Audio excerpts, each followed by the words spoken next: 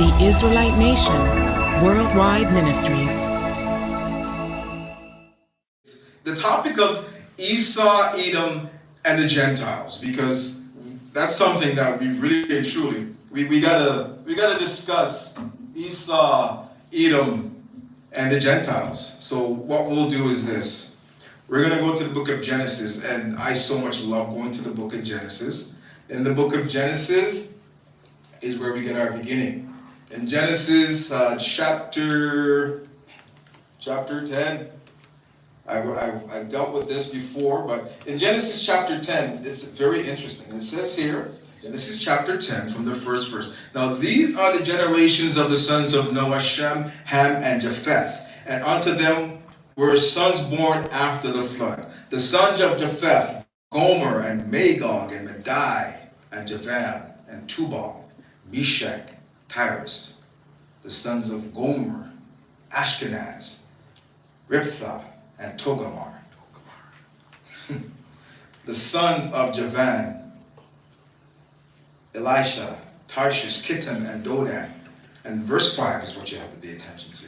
It says, verse 5, by these were the isles of the Gentiles divided in their lands, everyone according to his tongue, and after their families in their nations. Now, you can go just about anywhere, and you can find, and you actually have to do this real quick, because in looking at and reviewing a couple of these things, I noticed that there are certain maps that you can find in your Bible, and it would show you where the descendants of these people, the sons of Noah, Shem, Ham, and Japheth, where they actually situated and where they spread themselves out to.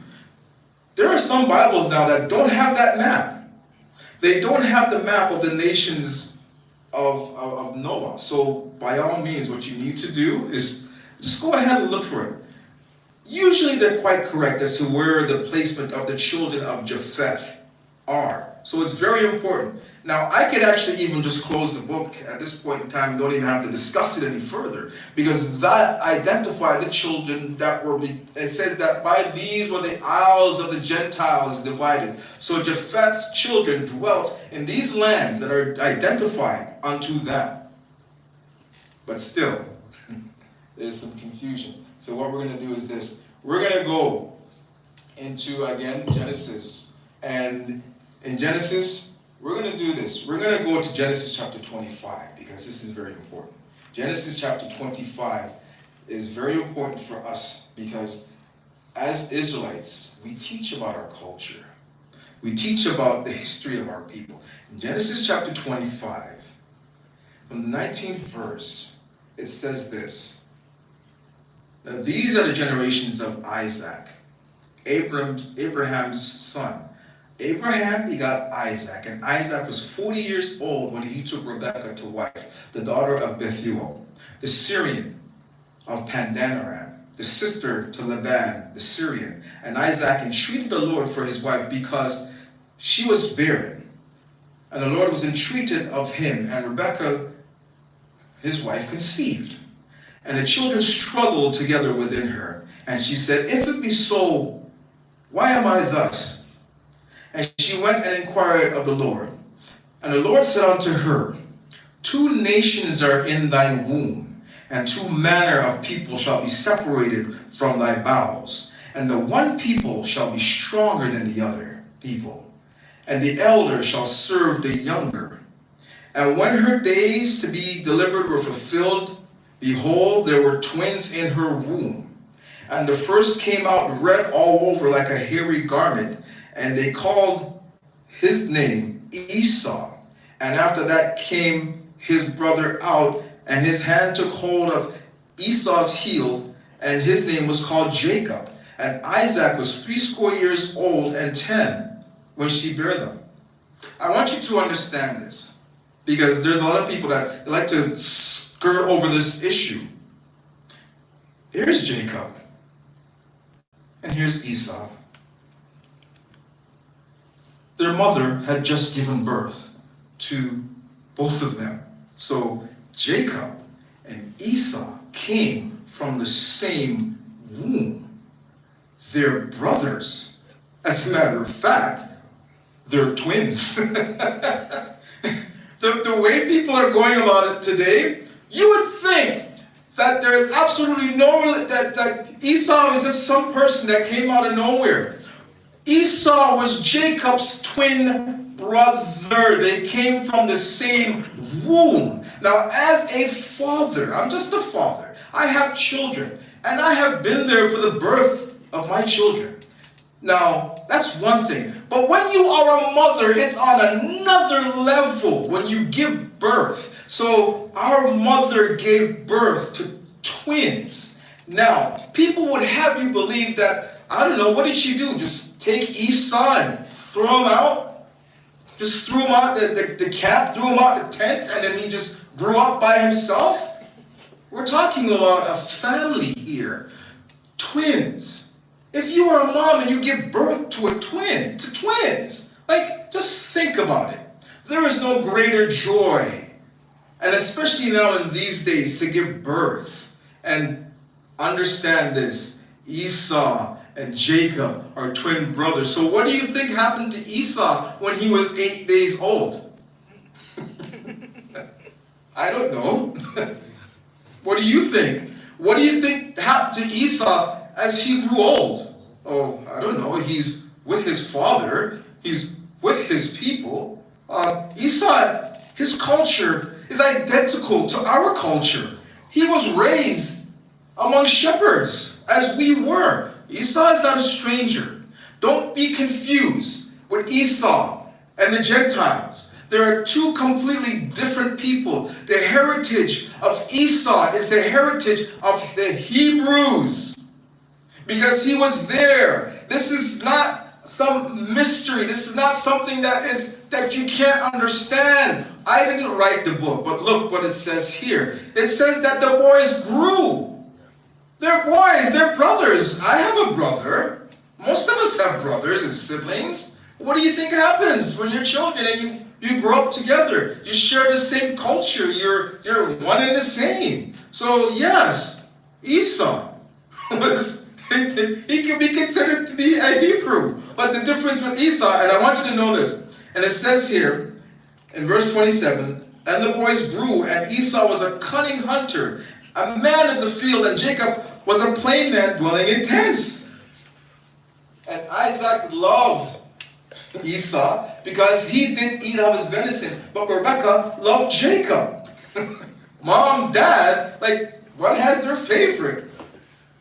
But are you looking at this? The favorite of the dad. What's the dad's name? The dad's name is Jacob, who would later become Israel. This is the same person. And he loved his son Esau more so than he loved his son Isaac, because he was loved more with his mom, and he stayed with his mom. He was a plain man. But which dad wouldn't love their son who went out to hunt?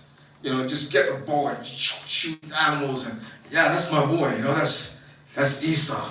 He might have looked a little bit different, but that's my son. He might have been really, really light-skinned, but that's my son. As a parent, you love your children, and it's evident in these scriptures. Extremely relevant, and you can see that this is a family issue, that they are twins growing up together. Now, Esau did certain things that wasn't too pleasing to his parents. Genesis chapter 26 and verse 34, and Esau was 40 years old when he took to wife Judith, the daughter of Beeri the Hittite, of Bestemeth, the daughter of Elron the Hittite, which were a grief of the mind unto Isaac and Rebekah. As parents, you grow your children up a certain way, and you want them to follow in your lifestyle. But when Esau decided that he was going to take a wife or a couple wives from some other people, his parents were upset. Well, what are you seeing here? You're seeing family. You're seeing a relationship that is being told and what is being brought up here. So these stories in the chapter 27, you will go on to discover the characters of Jacob and Esau. There are wonderful stories for you to read and for you to understand. But what you have to know and what you see is that there is an interaction, there is a relationship between Esau and Jacob and the family of Israel, that they are actually one. They're family. These people they're not strangers. So when we talk and when we teach, we give you the complete picture. We're not just pulling up Esau out of absolutely nowhere so that you don't understand who he is. Because the people that talk about Esau as if they know, they really and truly don't know or understand that Esau was part of the family. It's just that he made certain decisions and did certain things that his parents didn't like. So let's do this. Let's go to, I'm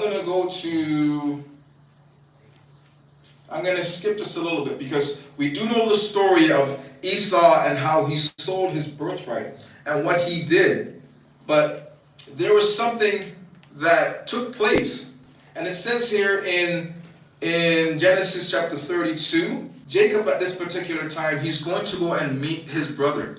He had just come from living amongst Laban, and he stolen the birthright. He did, but that's what he was directed to do.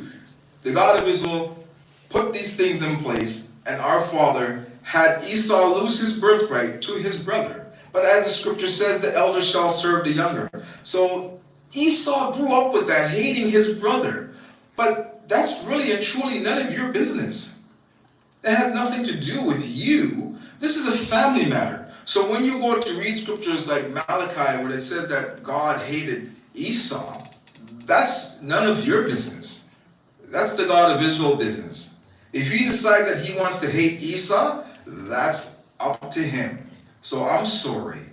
You're stepping out of your place when you think that you have some personal vendetta against Esau. Vengeance is not yours. Vengeance belongs to the God of Israel. And if he decides to deal with Esau, how he will deal with Esau and Edom, that's completely up to him. But it's none of your business. You can't get in the way of what the God of Israel is going to do. He did those things and he said those things because of what Esau did. But it's not your place to go out and hate Esau. The words say that God hated Esau. So leave the God of Israel to what he's doing when he's dealing with Esau. That's none of your business. Because all that hatred, and this is what happened when Esau came to meet Jacob from the first verse, Genesis chapter 32. And Jacob went on his way, and the angels of God met with him. And when Jacob saw that he said the God's host, and called up the place of Mahraim. And Jacob sent messengers before him to Esau his brother, and unto the land of Seir, the country of Edom. And he commanded them, saying, Thus shall you speak unto my lord Esau, thy servant. Jacob thus saith, I have sojourned with the band, and stayed there until now. I have oxen, and asses, and flocks, and manservants, and womenservants, and I have sent to tell my lord that he might find grace in thy sight. And the messengers returned to Jacob, saying, We came to thy brother Esau, and he also cometh to meet thee, with 400 men with him. And Jacob was greatly afraid and distressed, and he divided the people. So Jacob is going to go meet his people. He's going to go meet Esau. So he's afraid. You can get into the story and read it even more so. But this is what happened when they met. You would think that Jacob was going to die at this situation, at this point. But that's not what happened. That's not what happened. We're going to go to chapter 33, and I just have a little bit more time. This is what happened. When Jacob met his brother, after all these years, his brother Esau, that he thought wanted to kill him. This is what happened in Genesis chapter 33. And it says here, in the 3rd verse, and he passed over before them and bowed himself to the ground 7 times until he came near to his brother. And Esau ran to meet him and embraced him and fell on his neck and kissed him, and they wept. They were brothers. Esau Jacob are twin brothers. We at the Israelite Nation Worldwide Ministries are not afraid to teach. This is our culture. This is our family. This is what took place. So when people come to you about Esau and all this talk about Edom and Esau, just so that you do know, these two men were brothers and twins. It's not about being a Gentile. Esau is not a Gentile. If that was the case, you would have seen the lineage when we read in Genesis. I'm sure we would have saw Esau in there someplace. But Esau is not a Gentile. Esau's heritage is much like our own. He was a shepherd. He was raised among shepherds. What language did he speak?